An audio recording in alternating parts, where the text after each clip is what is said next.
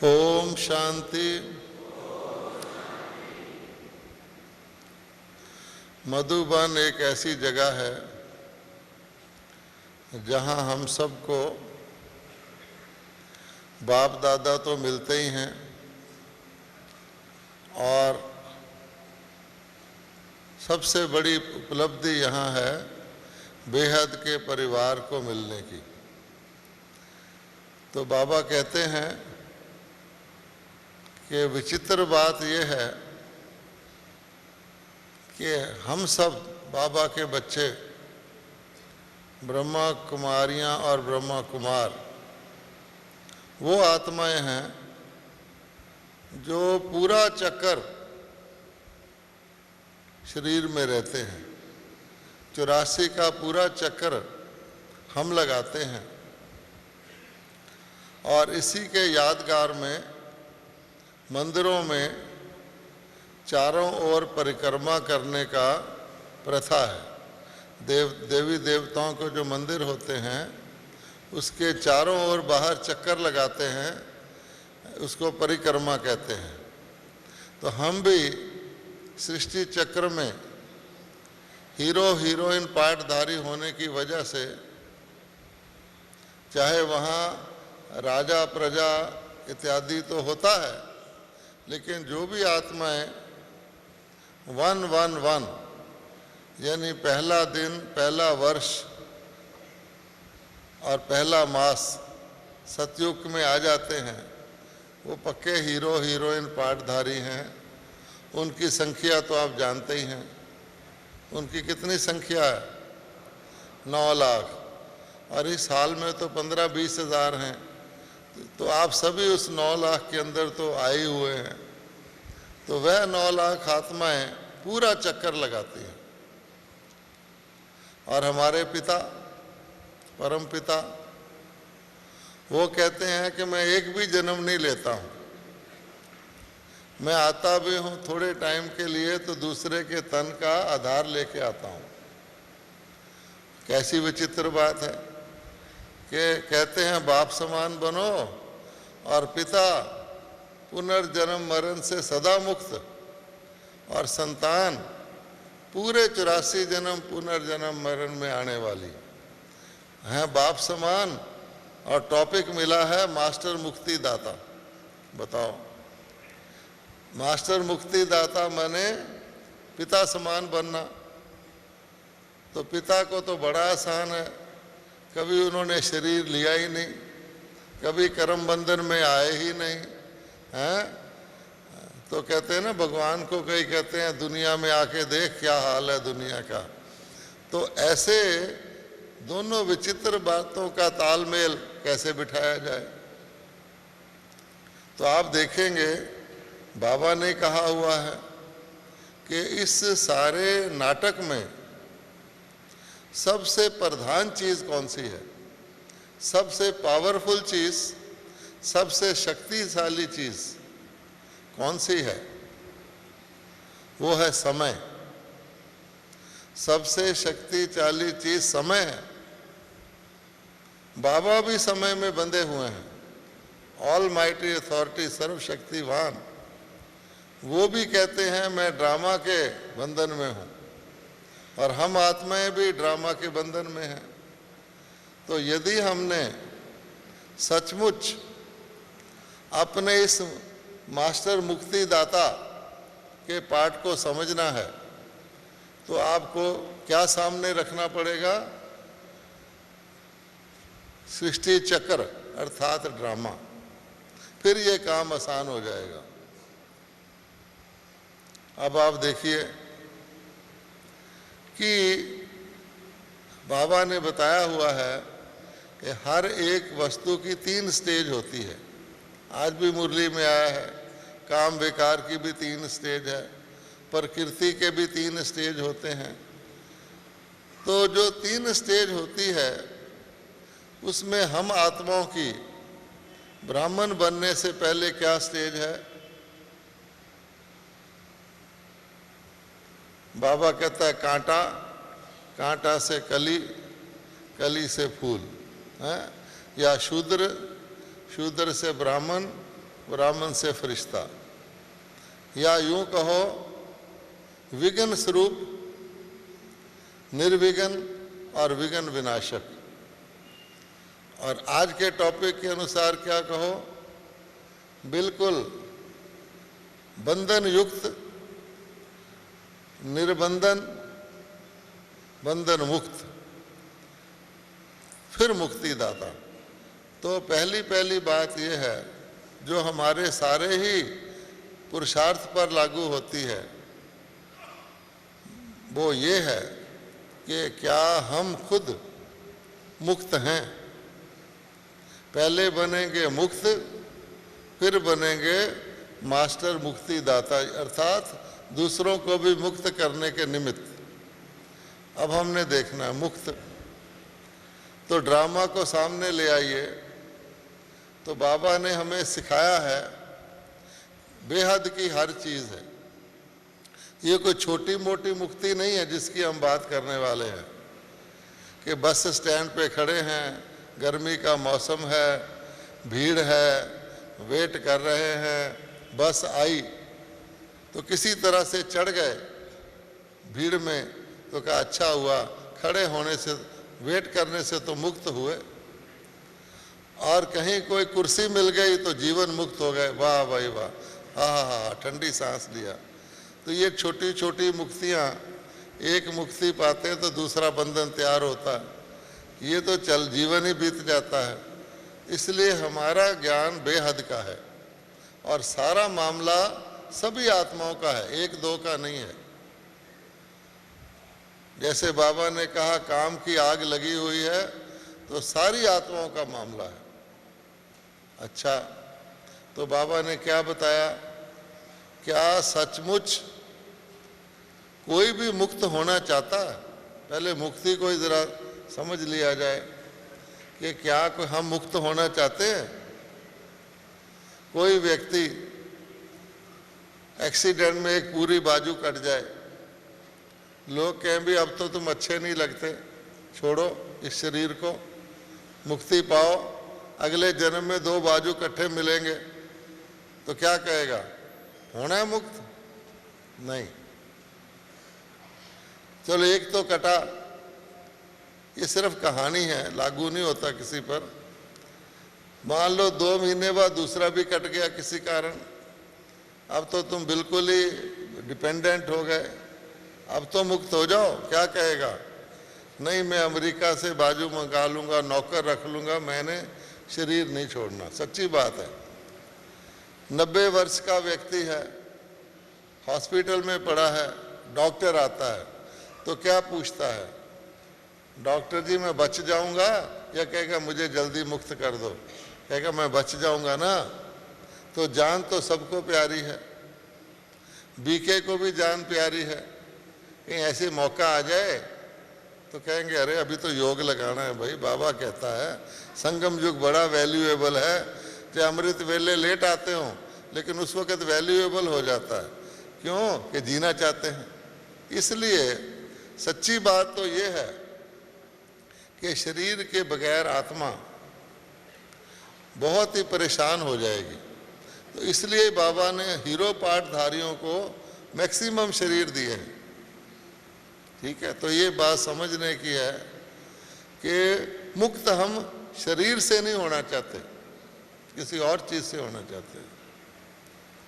अगर शरीर लेते समय ऐसा लगे जैसे रात को सो के सुबह जागते हैं, नए शरीर में आ गए, सारा शरीर, सारा जीवन सुखी रहे जैसे सतयुग में है, मोर घूम रहे हैं, ठंडी हवाएं चल रही हैं, हर प्रकार के व्यंजन हैं, किसी अस्पताल का नाम नहीं, किसी कचहरी का नाम नहीं, इतनी भीड़ में बैठने की ज़रूरत नहीं, कमरा ठीक नहीं मिला, या तो तंबू में भी रहना पड़ रहा है, टेंट में है। एक बार एक संदेशी आ गई दिल्ली में, ध्यान में चली गई, फ्लड आया हुआ था जमुना में, तो जगह जगह टेंट लगे हुए थे। तो हमने सतयुग की भाषा सीखने के लिए उससे पूछा ये क्या है? वो तो राजकुमारी का सोल आई हुई थी। बोली ये वस्त्रों के महल हैं, टेंट को बोलती है वस्त्रों के महल हैं। तो आप सोचिए, तो इस प्रकार से जहाँ आपको दुख हुआ, आपने सोचा छूट जाए, बहुत दुख हुआ तो शरीर छूट जाए, लेकिन जो ही दुख घटा, ना बाबा ठीक है। इसलिए मुक्ति का अर्थ शरीर से मुक्त होना नहीं है। और बाबा ने बताया है सतयुग और त्रेता को मिलाकर 21 पीढ़ी, आधा कल्प, इतना सुख होता है, इतना सुख होता है जहाँ दुख का नाम निशान भी नहीं होता। तो वहाँ से कोई मुक्ति चाहता है? वहाँ तो आना चाहते हैं। यहाँ तक कि झूठा मूठा ही कह देते हैं, कोई शरीर छोड़ दे क्या कहते हैं? ये स्वर्गवास हुआ। चाहते हैं ना स्वर्गवास हो जाए, तो स्वर्गवास से कौन मुक्ति चाहेगा? और इसलिए बाबा ने कहा है सतयुग से त्रेता के अंत तक हम कर्म संबंध में रहते हैं, वहाँ बंधन का नाम निशान नहीं है। तो व्यक्ति मुक्त होना चाहता है बंधन से, क्योंकि बंधन दुखदाई है। इसलिए मुक्ति नाम का शब्द सतयुग त्रेता में है ही नहीं। वहाँ हम जीवन मुक्त अवस्था में रहते ही रहते हैं। शरीर ऐसे छूटता है जैसे रात को आप सोते हैं, नया शरीर ऐसे मिलता है जैसे आप सुबह को जागते हैं, कोई तकलीफ नहीं। इसी प्रकार से वहाँ की प्रकृति का क्या वर्णन करें, आप सब जानते हैं। तो वहाँ तो प्रश्न नहीं है। अब द्वापर से शुरू होता है थोड़ा थोड़ा। जिस व्यक्ति ने कभी दुख ना देखा हो, उसको जरा सा भी दुख मिल जाए तो क्या होगा? कोई स्विट्ज़रलैंड से या कश्मीर की पहाड़ी से या हिमालय से किसी दिन शांतिवन में आ जाए अचानक आज, तो क्या कहेगा? बड़ी गर्मी, बड़ी गर्मी, मर गए मर गए। अच्छा, जो शांतिवन में ही रहते हैं उनको पता है कि 1 महीना और ठहर जाओ, और भी ज़्यादा गर्मी पड़ने वाली है, उसको तो लगेगा ना। तो जो ही सतयुग के त्रेता के अंत से द्वापर में प्रवेश हुए, सारा सीन बदल गया है। 1 जन्म कमाया, 1 जन्म कमाया, इस तरह का हिसाब हो गया। बंधन शुरू हो गए, बॉडी कॉन्शियस में आ गए, लेने देने के हिसाब बन गए, मोह में पड़ गए। ये 5 विकार बहुत सात्विक रूप में शुरू हो जाते हैं द्वापर में। सम्मति नाम विकर्मी सम्मत पड़ जाता है। अर्थात द्वापर से लेकर कलयुग के अंत तक एक भी आत्मा एक भी अच्छा काम नहीं कर सकती। सोचो, और तो सोचो। भले आजकल के लोग लिस्ट में कहते हैं ये दानी है, ये भगत है, ये सन्यासी है, ये फलाना है, इसने विधवा आश्रम बनाया है, इसने ये किया है। लेकिन सच्ची बात बाबा ने बताई है कि जब जन्म ही, उनका जन्म ही विकारों से शुरू हो गया तो पाप आत्मा तो बन ही गए, पतित तो हो ही गए। द्वापर से कलयुग के अंत तक कोई पावन नहीं है, इसीलिए पतित पावन कहते रहते हैं। पर जरा सा था, हर व्यक्ति थोड़े बहुत दुख का आदी हो जाता है। जो बिल्कुल रॉयल्टी से रहने वाला, उसको एक के साथ दूसरे आदमी को कमरे में सुला दो, वो समझेगा मेरा 50% हो गया, है ना। लेकिन लालच में फंस जाता है। अब जैसे बैचलर होता है, कुमार की सारा अपना है, कोई प्रॉब्लम नहीं, अपना दिन है, अपनी रात है, जैसे रहो, जैसा खाओ, जैसे सो, मौज से रहो, हैं। वो कोई उस जैसी कोई जीवन है? 100% आपका। जब मैं नौकरी करता था, बाप सर्विस जिसको कहते हैं, नौकरी कहना अच्छा नहीं लगता, जब मैं सर्विस करता था, ऑफिसर था, तो मेरी जो तनख्वाह थी, मैं कहता था मैं इस सारी फैक्ट्री में सबसे ज़्यादा कमाई मेरी है। कहते ये कैसे? मैं कहता था देखो और होंगे ऑफिसर, शादी किए हुए हैं, आधी तो वैसे ही हो गई, 1 बच्चा हो गया तो 33% हो गई, 2 बच्चे हो गए तो 25% हो गई, तो मेरे से क्या मुकाबला है। फिर उसने बच्चे को स्कूल भेजना है, पत्नी बीमार है तो जाना है, साली बीमार है तो भी जाना है, ससुर मर गया तो भी जाना है, मुसीबत। तो मैंने कहा कि ये तो बहुत अच्छा, परंतु वो मज़ा हम अब तक ले रहे हैं मुक्ति का, परंतु कई कुमार होते हैं, बनी बनाई रोटी मिल जाएगी, वाह, गए 50% गायब, अर्धांगिनी आ गई, काम साफ, तो बंधन हो गया। ये तो मैंने एग्जाम्पल दिया है। अब देखिए कि द्वापर से लेकर हम सब इसी में फंस गए। बच्चे को पालना है, फिर उसने मुझे बुढ़ापे में ठीक रखना है, हो गया चक्कर शुरू कर्म बंधन का। अब मुक्ति कहाँ? सोचते हैं कहाँ फंस गए। उड़ने वाला पंछी तोता पिंजरे में डाल दो कि भी तुझे यहीं दाना मिलेगा, यहीं सब कुछ मिलेगा, लेकिन पिंजरा तो पिंजरा ही है ना फिर आखिर।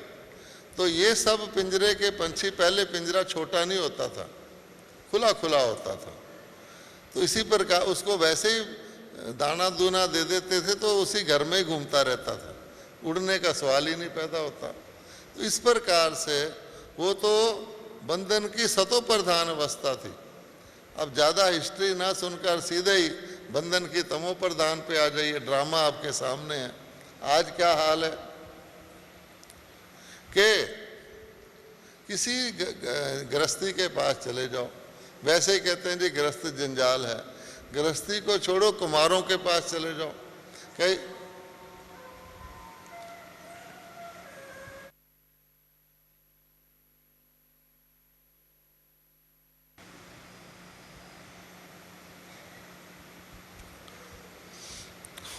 तो बाबा ने हमें समझा दिया कि इस 84 जन्म के अंत में, चाहे कोई बिल्कुल छोटा बच्चा है, अभी अभी जन्म लिया है, क्या वो सचमुच एक छोटा सा बच्चा, एक बंधन मुक्त, एक फ्री आत्मा है, या ऑर्गन छोटे हैं लेकिन आत्मा पुरानी है, जन्म जन्मांतर का बोझ और हिसाब किताब साथ लेकर आई है।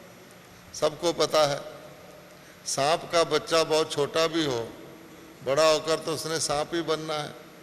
इसी प्रकार से कलयुग की आत्मा, कलयुग में तो इंसान इंसान नहीं रहा, तो ऐसे छोटे छोटे कोमल बच्चे को कोई समझ के कि भाई वाह, ये तो शुद्ध आत्मा है।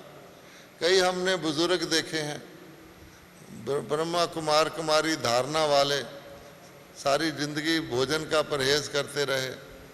एक बहू आ गई, बड़ी नाजुक नाजुक कोमल कोमल बहू, हंस के बात कर रही है, पापा जी खाओ ना, मैंने बहुत शुद्ध बनाया है, भगवान की याद में बनाया है। हाँ, बहुत अच्छी लग रही बेचारी, हैं, खा लो।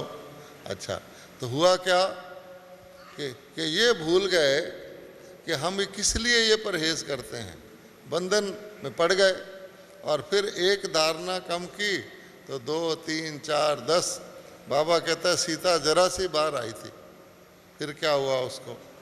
तो कई ऐसे हैं जो इन मर्यादाओं के डीपनेस को नहीं समझते। एक बार हम कुमारों की क्लास करा रहे थे, एक कुमार खड़े हो गए, बोले कि हम सारी जिंदगी रोटी बनाते रहेंगे, क्या कहा जाए। मैंने कहा भाई कभी कभी चावल बना लिया करो, और क्या कहता है ना। आओ आप सोचो कि उसको ये भाव ही नहीं पता कि क्यों हम ये करते हैं। अरे अपने हाथ का बनाया हुआ भोजन अगर जला हुआ भी होगा, कच्चा भी होगा, इतना स्वाद होता है आपको कहीं कहीं नहीं मिल सकता। इसलिए उनको इसका भाव अर्थ नहीं पता कि क्यों हम ये परहेज करते हैं। अब मैंने अपना आपको अनुभव सुनाता हूँ। मैंने कभी किसी के वहाँ चाय तक नहीं, अपनी कंपनी में मैं ऑफिसर था, ऑफिसर्स की मीटिंग होती थी, चाय सर्व होती थी, मैं चाय भी नहीं पीता था। मैंने एक बारी 2-4 बारी उन्होंने सोचा कि इसके असूल होंगे, कोई बात नहीं। मुझे कभी कभी ख्याल आता था तो मैंने ब्रह्मा बाबा को पत्र लिखा कि बाबा ऐसे ऐसे है। तो बाबा ने कहा तुमको किसने कहा है, तुम्हारी ड्यूटी है, तुम चाय पी लिया करो। अच्छा, बाबा के लिखे हुए गोल्डन लेटर के बाद भी मेरा संस्कार बन चुका था और ऑफिसरों को पता लग गया था ये नहीं पीता। अब मैं पहले पीता नहीं था, आज कहूँ मैं पी रहा हूँ, हैं, तो मैंने पिया ही नहीं। उसका फ़ायदा क्या हुआ, एक बार हमारी कंपनी में स्ट्राइक हो गई, और स्ट्राइक ऑटोमेटिक कंपनी थी, गवर्नमेंट की थी। उन्होंने कहा वर्कर स्ट्राइक करें, ऑफिसर लोग कंपनी चलाएंगे।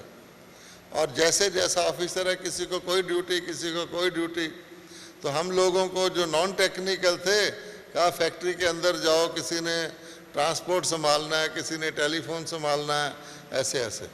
तो उन्होंने मिलिट्री पुलिस बुलवा ली और एक जगह से ऑफिसरों को गाड़ी में डाल के भेज रहे थे, मैं भी खड़ा था। अब मैंने सोचा कि मैं अगर इसमें गया, मालूम नहीं कितने दिन हड़ताल चले, तो इनका खाना पड़ेगा मुझे, कंपनी वालों का। तो मैंने मन में सोच लिया, जो ही मेरा नंबर आएगा मैं रिज़ाइन, मैंने नहीं जाना, पक्का, एक दूसरा सवाल ही नहीं। लो जी, मेरा नंबर आया तो अपना ही जो मैनेजिंग डायरेक्टर था मेरे कंधे पे हाथ रखा, बोला एक को तो बाहर रख लो, पैसे वैसे देने पड़ते हैं, लॉयल स्टाफ को बैंक से पैसा, मुझे बाहर रख लिया। वो 19 दिन हड़ताल चली, वो सारे अफसर अंदर और उनकी पत्नियां सुबह मेरे पास आती थी, इनकी दवाई ले जाना, इसका स्वेटर भेज देना, क्योंकि मैं अपनी 8 घंटे ड्यूटी करता था, वो 24 घंटे। तो क्योंकि मेरी धारणा थी बाबा ने मुझे मदद कर दी। इसलिए आप जैसे कोई छठी का इम्तिहान पास कर ले, उसको दोबारा छठी का इम्तिहान कभी नहीं देना पड़ेगा, चाहे 3rd डिवीज़न में पास कर ले, 7वीं का देना पड़ेगा। आप किसी भी माया की परीक्षा को क्रॉस कर लोगे, दोबारा आपके सामने नहीं आएगी, ये हमारा अनुभव है। परंतु हम लोग ज़रा सा, हमारा चालाक है, वो थोड़ा सा छलावा दे के हमें फंसा लेती है। एक बार क्या हुआ, मेरे लौकिक पिता ने शरीर छोड़ा। अच्छा, वो भी ब्रह्मा कुमार थे, बहुत पक्के, उनका नाम दादी जानकी लेती है। कभी कभी मैं कहता हूँ औरों के 2 पिता हैं, लौकिक और अलौकिक, लौकिक और परलौकिक, मेरे तो तीनों ही ज्ञान में हैं, लौकिक अलौकिक परलौकिक, तो ज़्यादा वर्षा मिला होगा। तो उनके ड्रेस मुझे फिट आते थे और उनके 30 ड्रेस थे, ऑफिशियल ड्रेस। तो मैंने रख लिए, मैंने कहा ब्राह्मण को देने की बजाय मैं ही घर में ब्राह्मण बैठा हूँ, यज्ञ के पैसे बच जाएंगे। अच्छा, मैंने रख लिए। अच्छा, यहाँ आए तो ब्रह्मा बाबा जब जाते थे बच्चे वापस, लास्ट सौगात देते हैं ना, आपको तो आने पर ही मिल जाती है, हमें जाने पर मिलती थी। तो ब्रह्मा बाबा के पास जाते थे, विदाई लेते थे, तो बाबा कुछ ना कुछ सौगात दे देते थे। तो उन दिनों में जब मैं जॉब करता था, विदेशों में तो कोई सेंटर था नहीं, लेकिन कुछ बाबा के विदेशी बच्चे फैमिलियों में थे। उन दिनों रेडीमेड कपड़े विदेश में मिलते थे, अभी तो इंडिया में भी ये रिवाज आ गया है। इंडिया में तो हर व्यक्ति अपना ड्रेस सिलवाएगा, यहाँ छोटी कर, यहाँ बड़ी कर, सराहना बनाएगा तो लिखेगा उसके ऊपर फॉरगेट मी नॉट। अब तो बाजार से लिया, पहन दिया, छुट्टी, कोई प्रेम प्यार नहीं। वो तो स्वेटर भी माताएं बुनती थी अपने रिश्तेदारों के लिए। तो कई अच्छे अच्छे ड्रेस आ जाते थे। तो बाबा सोचता था किसके काम लायक है, क्योंकि मैं ऑफिसर था, मेरे लिए भी रख लेते थे। तो मैं अपने पिता की ड्रेस पहन के बाबा से विदाई लेने गया सेंटर पर। रोज़ तो हम पजामा कुर्ता पहनते, उस दिन बाहर जाना था वापस ट्रेन से।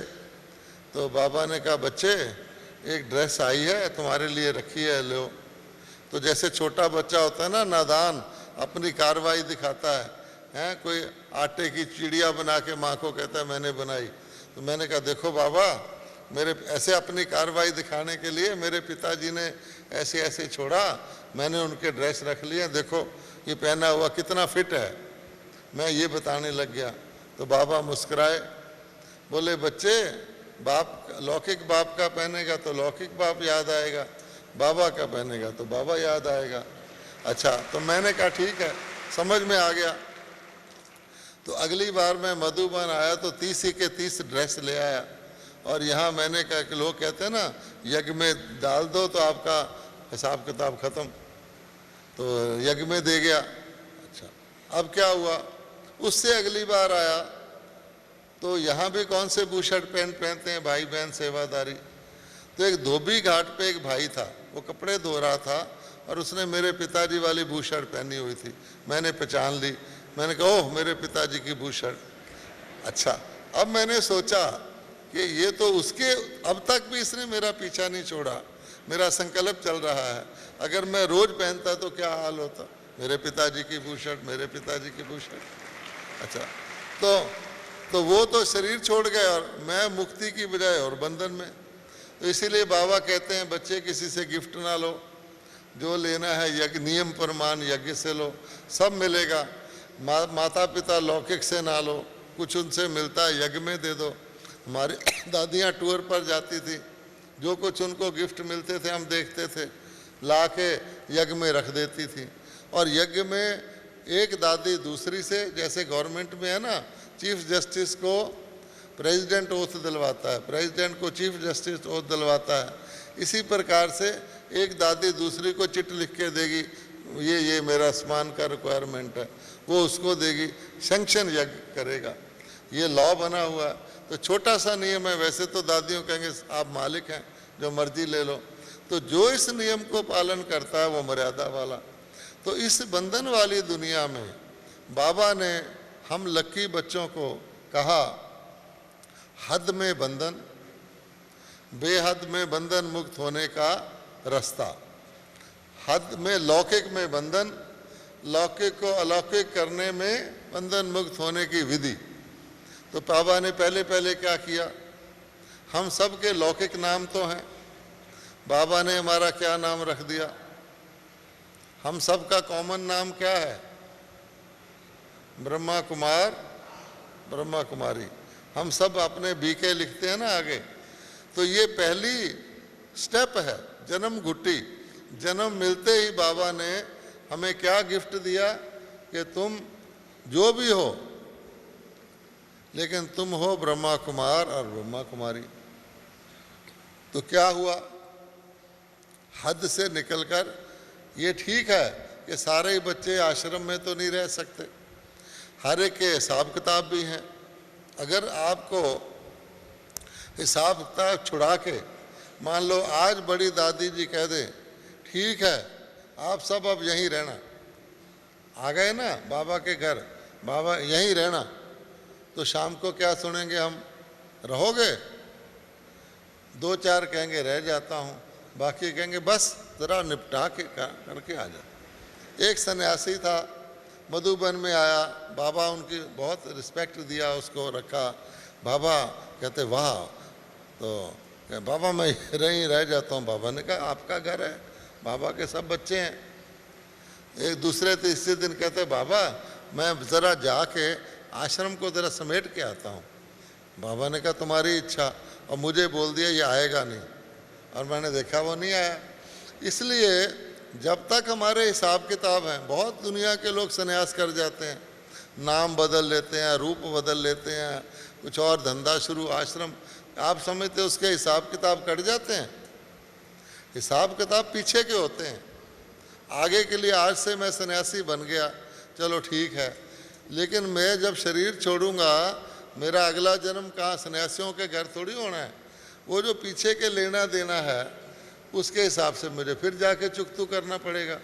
नहीं तो बड़ा आसान है, आबू रोड में सब दुकानों से उधार ले लो और कल चंपत हो जाओ, छुट्टी, गया साहब। तो अगर ऐसा होने लगे फिर तो मौज है। नहीं, आपका हिसाब किताब रहेगा ही रहेगा। इसलिए बाबा कहता है कि पहला स्टेप किया, हद से बेहद में आओ। अच्छा, हद से बेहद में आ गए, उसमें भी कितना बेहद में आए, दोनों पलड़े बाबा कहता है बराबर रखो, लौकिक और अलौकिक का।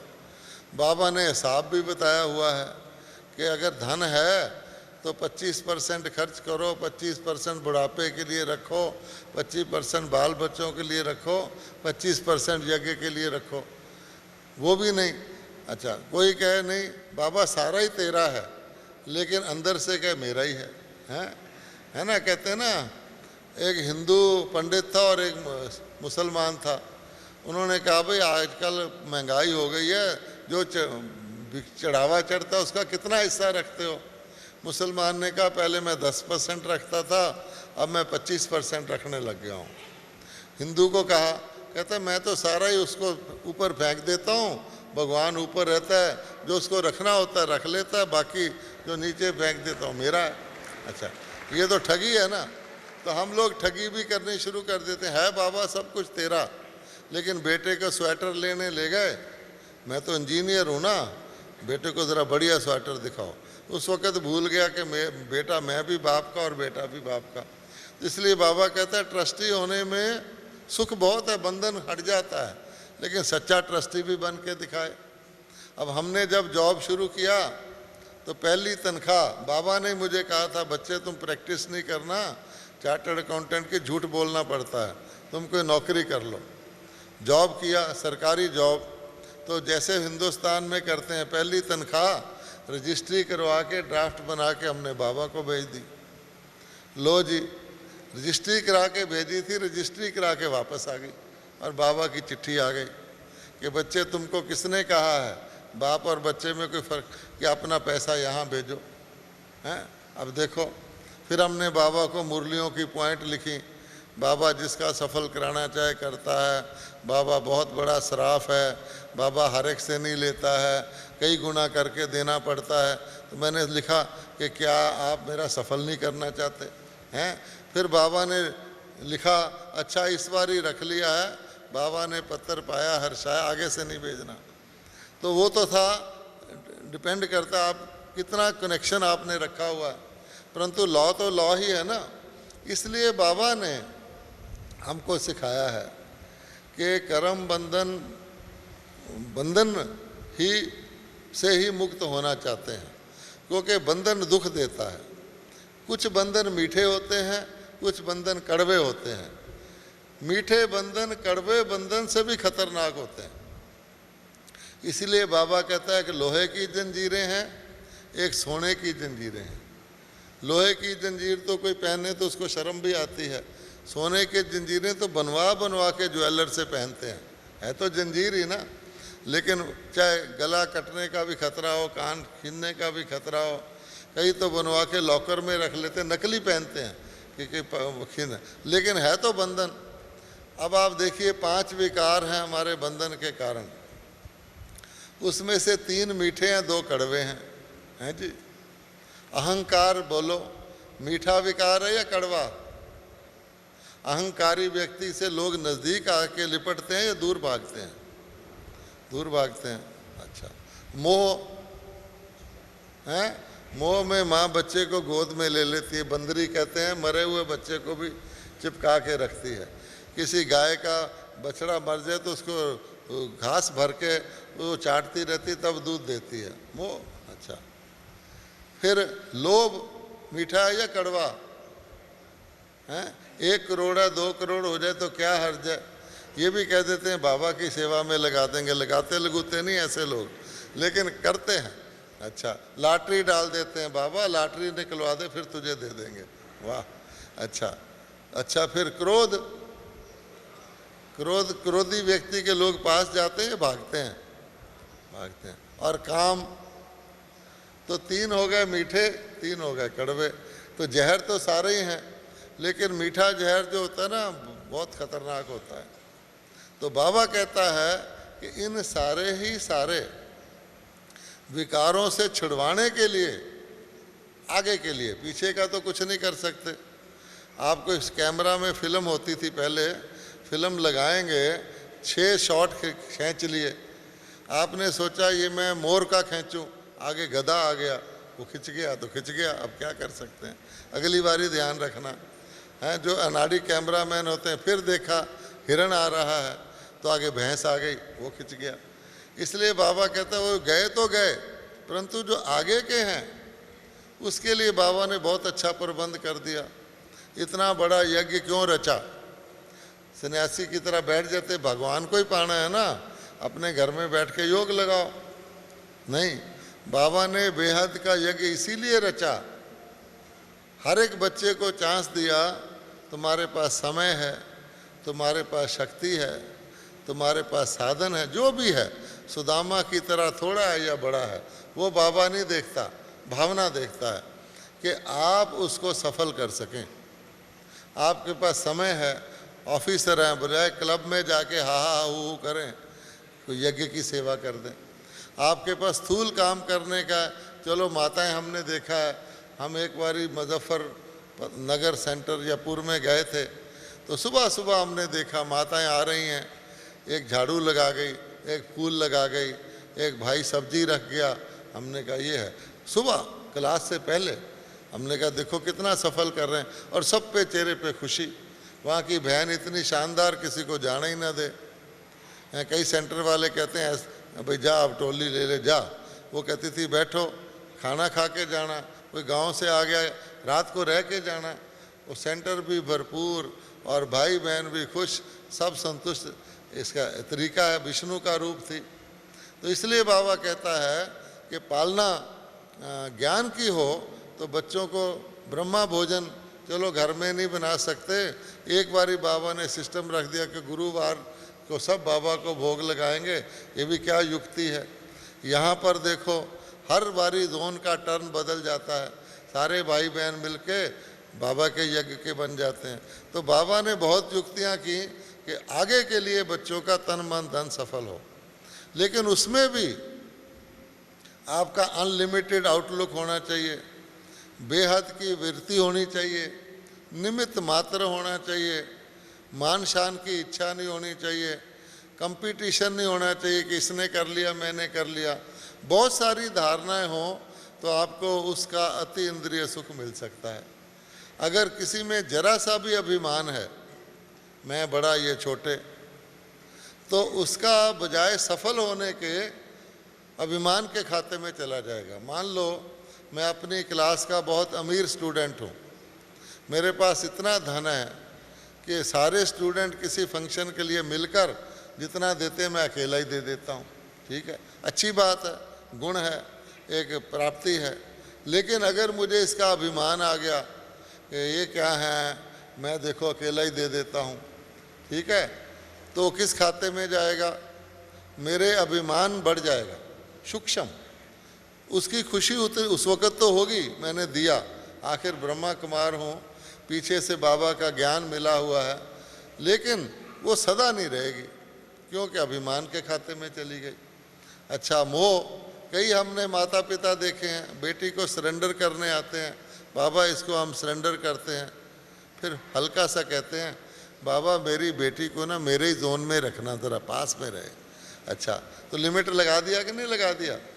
पहले पहले हम आए, हमने देखा बड़े बड़े अनुभवी बहन भाई बुजुर्ग और छोटी छोटी कन्याएं बाबा ने टीचर रखी हुई हैं। ये क्या मामला है?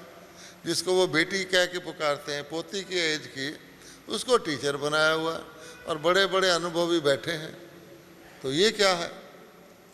संसारिक ढंग से तो लगता है ना ये मुझे क्या पढ़ाएगी। अच्छा, फिर हम ज्ञान में चले तो पता लगा कि बाबा ने क्यों रखा इनको, कि कन्या निर्बंधन होती है। जो कन्या होती, भाइयों को भी कम क्लासेस, भाई लोग टीचर नहीं बनते, बहुत कम बनते हैं, कन्याएं बनती हैं। क्यों? कि कुमारों को भी अभिमान रहता रहे, मैं मेरा मानो, ये मेरा दिमाग तेज है। उसको कोई कहने से भी डरेंगे, इसको क्या कहना, रूठ जाएगा, घर जाके बैठ जाएगा, बोल भी देगा ये मेरे लायक सेवा है, लाओ पर्चे मैं पैसे दे के बंटवा देता हूँ। ऐसा ऐसा कुमारियाँ, जन्म होते ही कन्याओं को पता है माता पिता के घर में ये मेरा घर नहीं है, और माता पिता भी उसको बड़े प्यार करेंगे, ड्रेस भी ला के देंगे, पढ़ाई भी करवाएंगे, लेकिन उसको पराया धन गिनते हैं कि आज नहीं कल, कल नहीं ये गई दूसरे घर में। और उसको भी जन्म से ये होता है, तो पहले उसके पैर उखड़े हुए हैं। इसीलिए आप देखेंगे कि सत्संगों में, धर्म स्थानों में, मंदिरों में माताओं की संख्या ज़्यादा होती है। तो बाबा ने सोचकर, क्योंकि आप कश्ती चला रहे हैं, खूब मेहनत कर रहे हैं, चल भाई कश्ती चल, और उधर से संगली बंधी हुई है किनारे के साथ, तो आपकी मेहनत क्या होगी? वो खिसकना ही नहीं उसने। बहुत अनुभवी व्यक्ति है, दुनिया के सारी चीज़ें जानता है, लेकिन बंधन वाला है, दूसरे को कहता है कलयुग आ रहा है, जा रहा है, और ये करो सब विनाश हो जाएगा, और ख़रीद रहा है प्लॉट, ये सस्ता प्लॉट मिल गया फिर इसको बेच दूंगा। अभी 2-3 दिन पहले भी मुरली में आया है कि जो इन धंधों में लगे रहते हैं वो मुक्ति क्या पाएंगे, सुनाएंगे दूसरे को, हैं ये हो जाएगा, तुम चलो अमृत वेले याद करो, सेंटर में जाना अच्छा है, बहुत अच्छा ज्ञान है। तो वो जो कुमारी है जो अपना लाइफ देने के लिए आ गई है, ये बाबा ने कुमारियों पर टीचरों पर मुरली चलाई हुई है, अभी आई थी कि देखो अपनी लाइफ तो दिया है, तो छोड़ के तो आई, फिर उसका बाबा के घर में आ गई तो वो निर्बंधन होके बोलती है, बाबा के घर में रहती है, बाबा का ज्ञान सुनती है, बाबा का। हमारी पुरानी दादियों को देखो 71 साल हो गए, दुनिया का पता ही नहीं। उनको पूछो इराक का बादशाह कौन था, उन्होंने कहा मैंने क्या लेना है नहीं, अकबर का बाप कौन था, उसका बाप कौन था, मैंने क्या लेना है उससे। तो इसलिए ज्ञान और ज्ञान दूसरी चीज़ नहीं देखनी, तो वो जो धारणा बोलती है वो दूसरे को असर करती है। इसलिए बाबा कहता है 2 तरह के मुक्ति के तरीके हैं, एक तो है आगे के लिए और एक है पीछे का। आगे के लिए भी अगर हम जो श्रीमत मिलती है उसका पूरा पूरा पालन करते हैं, बीच में अपना मन मत मिक्स नहीं करते, आप देखेंगे कि जरा सा भी मन मत मिक्स किया, जैसे लोग शॉर्टकट करते हैं ना, सड़क पे लिखा होता है कि ऐसे मुड़ना है, वो बीच में ही जल्दी पहुंच जाऊं, आखिर क्या होता है एक दिन एक्सीडेंट। तो श्रीमत और मर्यादाएं बड़े कायदे से बनी हुई हैं, बड़ा आसान डोज है, कोई मुश्किल भी नहीं है। हम आदत पड़ी हुई मेहनत करने की, हम कहते हैं हम डबल डोज ले लेते हैं जल्दी से हो जाए हमारा, वो फिर नुकसान करता है। तो सुबह से शाम तक की मर्यादाएं बनी हुई हैं, उसमें कोई जल्दबाजी नहीं, उस चीज़ को उतना ही महत्व देकर बाबा ने कहा, डॉक्टर कह दे ये दवाई सुबह खानी है खाली पेट तो खाएंगे, ये दवाई तुमने खाने के बाद ही खानी है तो खाएंगे, ये करना है तो करेंगे शारीरिक के लिए। और आत्मा के लिए बाबा कहता है अमृत वेले एक डोज पीना है, अच्छा देखते हैं ऐसे ही कर लेंगे, लेटे लेटे कर लेते हैं। बाबा कहता है ना सहज योग है, ऐसी ऐसी बातों में बाबा को ले आते हैं। और बाबा कहता है ना बच्चे घूमो फिरो भले जाओ आओ। हम देखते हैं दिल्ली में ORC में हम जाते हैं, लोग आते हैं, सेंटरों के बीके आते हैं, तो ORC में आने के बाद पहला काम क्या करते हैं, आगरा देखने जाते हैं। मैं अंदर से हैरान होता हूँ कि एक मूर्ख बादशाह ने अपनी पत्नी के मुंह में एक मकबरा बनवा दिया, उसका नाम रख दिया ताजमहल। वो तो था ही जैसा भी था, बहुत अक्लमंद था। अच्छा, अब हमें क्या हुआ है कि हम त्रिकालदर्शी के बच्चे हैं, उसको देखने जाएं, क्या लेके आएंगे वहाँ से। पर क्योंकि बाबा ने कह दिया है बच्चे सैर करो, हैं कोई ने योग ही लगाना है, वो योग नहीं लगाते, वो सैर ही करते हैं। एक दिन बाबा ने मुरली में कह दिया कि बच्चों को क्रिकेट का शौक़ है, क्रिकेट देखते हैं। बस बाबा ने तो वैसे ही उनकी देख करके बताया, लेकिन वो बच्चों ने क्या ले लिया, बाबा के मुख से निकल गया ना क्रिकेट का शौक़ है, वो क्रिकेट को बाबा ने अलाउ कर दिया हमें। वो अपना काम छोड़कर भी क्रिकेट में दुनिया वाले भी इतना नहीं देखते जितना बीके देख रहे हैं, क्योंकि और कुछ देखने का मार्जिन नहीं है। तो ये मिसयूज़ करना अपना नुकसान करना है। तो आगे के लिए बाबा कहता है 100%, भले घर में रखा हुआ है लेकिन बाबा साथ है।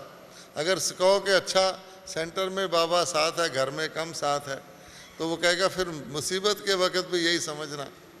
ये तो हो गई आगे की बात। अब पीछे की, बाबा कहते हैं हर बच्चे पर 84 जन्मों के, उसमें से भी अगर गिनो, वैसे तो गिरावट फर्स्ट डे से शुरू हो जाती है, लेकिन गिनो मोटे रूप से तो द्वापर से लेकर तो बंधन का बोझ है ही है। अच्छा, अब उस बोझ को उतारने का कोई तरीका नहीं है।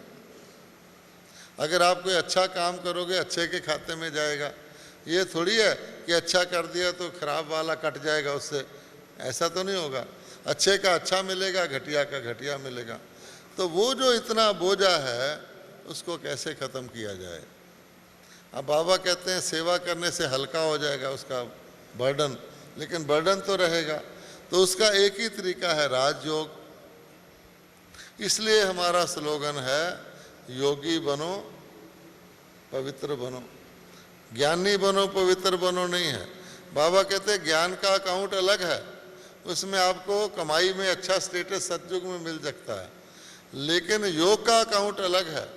अगर हमने योग लगा के तपस्या कर कर के उसको ख़त्म नहीं किया तो डंडे खा के पद मिलेगा, जिसको बाबा मानी और मोचरा कहता है कि एक तरफ मारते हैं कि नालायक और कहते हैं ले रोटी खा ले, है ना। तो पास विद ऑनर तो नहीं हुआ ना। तो आज दादी जानकी जी ने भी यही कहा था कि प्रेशर कुकर में डालो, है ना, हार्ड चीज़ को प्रेशर कुकर में डालो ताकि वो नरम हो। प्रेशर कुकर के बगैर कई चीज़ें गलती नहीं। कई लोग कहते हैं हम तो आज ज्ञान में आए, ये एमपी हमारे आए हैं भाई अरुण कुमार जी, ये आज ज्ञान में आए। तो सवाल पैदा हो जाएगा मैं आज ज्ञान में आया और ये 70 साल से 50 साल से ज्ञान में है, तो इनको तो बहुत फ़ायदा हो गया होगा, मेरा क्या होगा। बाबा कहता है ऐसा नहीं है, मैंने हर चीज़ का हिसाब ड्रामा सोच के बनाया हुआ है, फिट ड्रामा है, उसमें हम कुछ नहीं कह सकते। अगर आपने चना को सब्जी बनाना हो तो क्या करेंगे, पहले उसको पानी में भिगोएंगे सारी रात, फिर उसको सोडा डालेंगे, फिर उसको प्रेशर कुकर में डालेंगे, फिर भी गुड़ गुड़ करके बड़ी मुश्किल से वो तैयार होगा। और टमाटर को एंड में ही डाल देते हैं, धनिया टमाटर, वो भाप में ही गल जाता है। तो बाबा कहते हैं ऐसी आत्माएं भी हैं जो आएंगी और उसको सोडा वोडा नहीं लगाना पड़ेगा, है ना। अब किसी के 12 बच्चे हों और उसने ट्रेन में चढ़ना हो, सामान भी बहुत हो, वो तो ट्रेन आने से पहले ही जाके 3 घंटे खड़ा हो जाएगा घबराया हुआ। और किसी के पास एक बैग है और रिजर्वेशन भी हुआ फर्स्ट क्लास का, वो पहले क्यों आएगा। इसलिए बाबा कहता है ये भी सोच लो। कई कहते हैं सेंटर से हमारा घर बड़ा दूर है, इनको मौज है, साथ वाले कमरे से आके अमृत वेले बैठ जाते हैं, मेरा घर बड़ा दूर है। हमने लंदन में देखा, वो बड़ी बड़ी दूर से धुंध में भी आ जाते हैं सेंटर पे। आप हिसाब लगाओ किसका योग ज़्यादा लगेगा। जो सेंटर में साथ वाले कमरे में रहता है, अमृत वेले आना है, वो 4 बजने में 5 मिनट पर आके बैठ जाएगा। और जिसका घर 2 घंटे के रास्ते पर है, 1 घंटे के रास्ते पर है, जब उसने सोचा घर से मैंने अमृत वेले जाना है, उसकी तो कमाई शुरू, रास्ते का ट्रैवल भी कमाई शुरू, वापस गया तो भी कमाई शुरू, तो किसकी कमाई ज़्यादा हुई। इसलिए बाबा कहता है इस कलयुगी दुनिया में हमें शिक्षा ही उल्टी मिली है। क्या मिली है, जो अफसर है वो बड़ा है, उसका दिमाग भी बड़ा है, उसका घर भी बड़ा है, उसकी कार भी बड़ी है, उसकी इज्जत भी बड़ी है। जो उससे छोटा है वो छोटा है, वो टोटल छोटा है।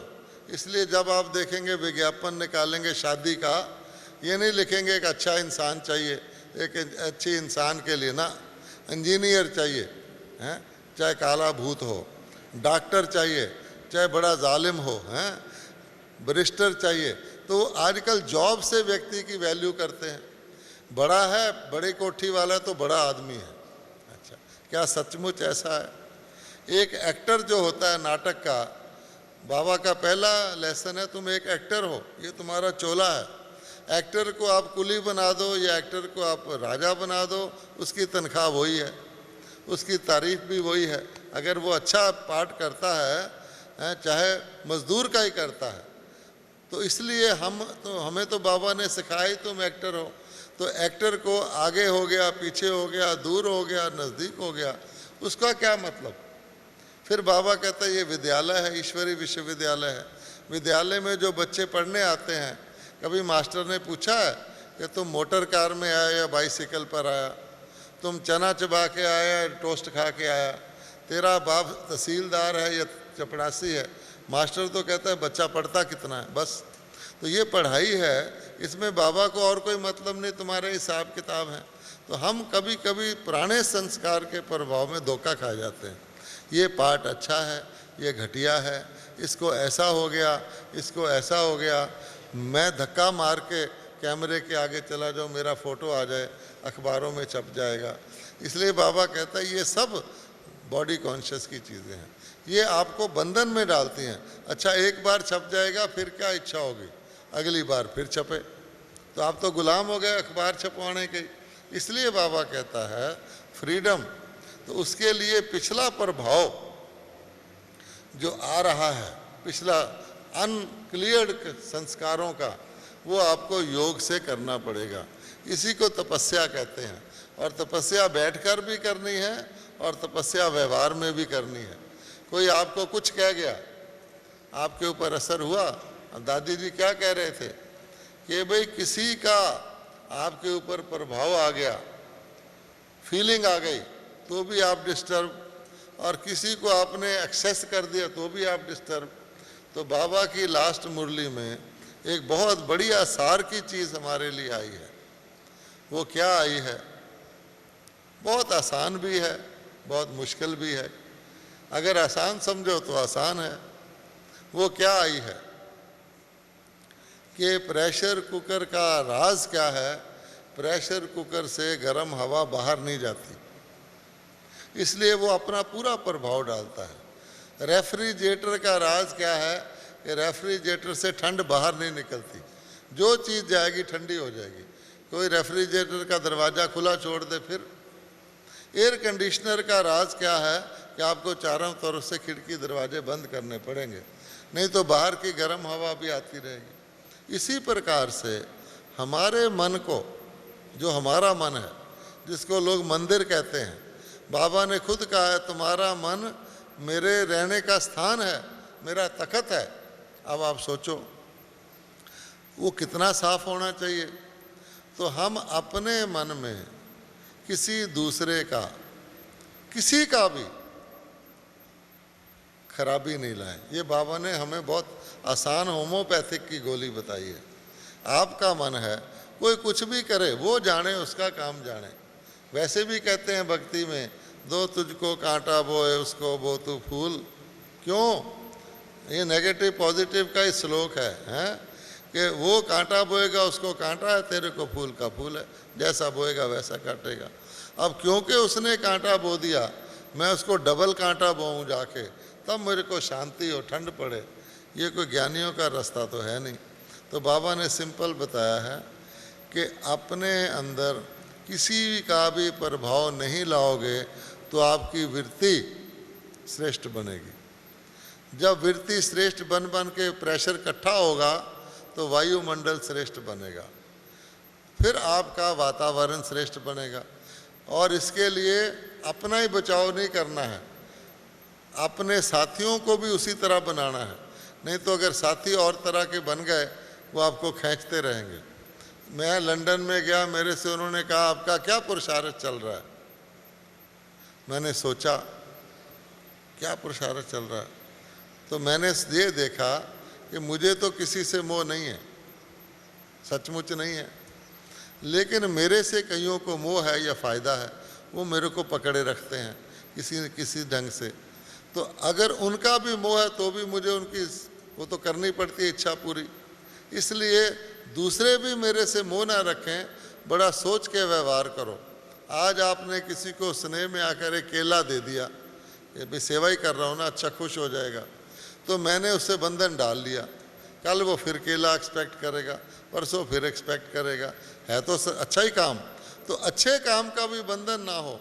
कोई सेवा ले लिया, अच्छी कर दिया, उन्होंने कहा बहुत अच्छा सेवा किया है, लेकिन नेकी कर और दरिया में डाल नहीं किया तो आपको सेवा का मोह भी पकड़ लेगा।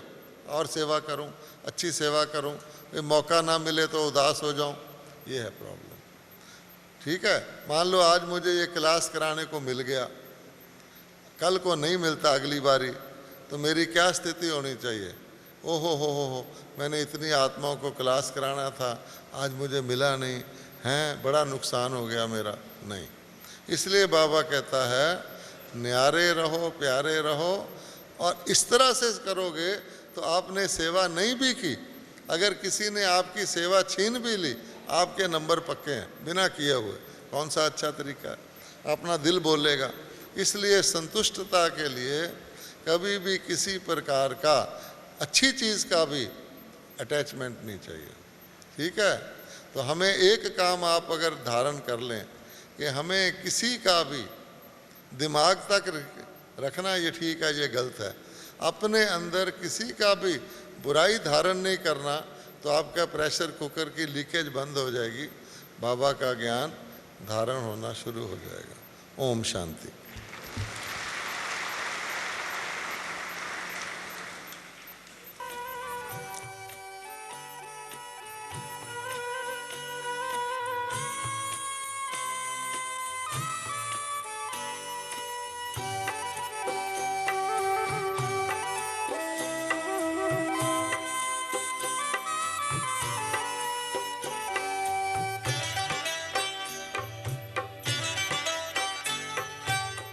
आरज़ू है आप पर अपने को अब अर्पण करें।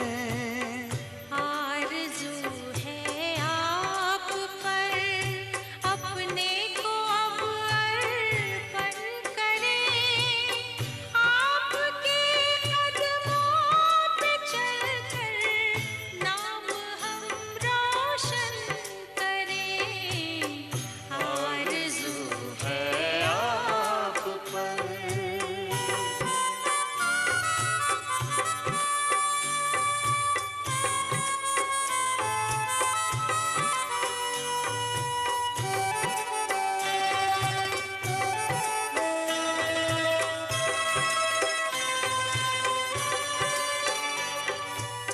सांस और संकल्प से बस आपके गुणगान हो।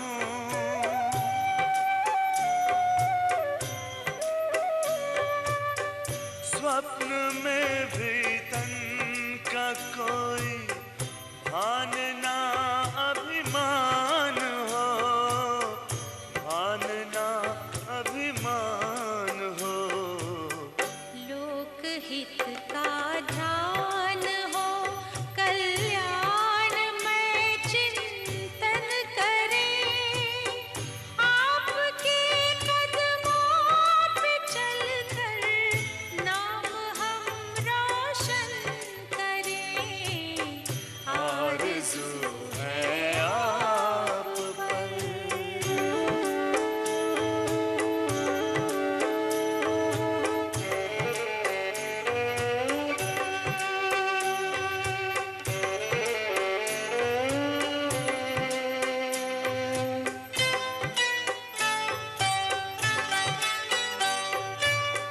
हम करें निष्काम सेवा, आपके होकर रहें।